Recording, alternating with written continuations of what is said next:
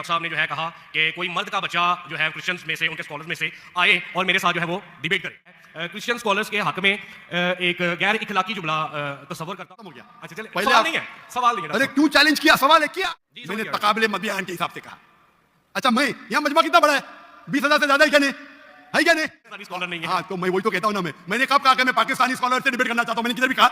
میں نے یہ کہا کہ آپ میں سے کدھر بھی کرسچین اسکالر چاہے پاکستان میں ہو یا پاکستان کے باہر ہو, اور میں جانتا ہوں پورے دنیا میں کم از کم 100 کرسچین پریچرز ہیں سے زیادہ کا مجمع پہ تقریر کرتے ہیں. ہیوی ویٹ سے کرتا ہے. یہ لوگ سنتے ہی نہیں.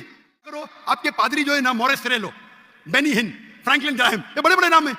ان کے پاس آپ کی جو ہے نا وہ سائن آف جو نا لے کے جاؤ بولو ڈاکٹر ذاکر نائک کو بیچ کرو, $5 ملین ملیں گا ابھی آپ کو. لے کے جاؤ, وہ آپ کو لات مار کے بھگائے گا کیونکہ جانتا ہے وہ پھنس جائے گا. میں کہتا ہوں کہ معیار کے آدمی کو لے کے آؤ نا, لوگ نے تو بولیں گے بھائی بچے کو مارتا ہے. عیسائیت کی کتاب کو نہیں جانتے, عیسائیت کی فلسفی کو نہیں جانتے, اور آپ بچے ہیں.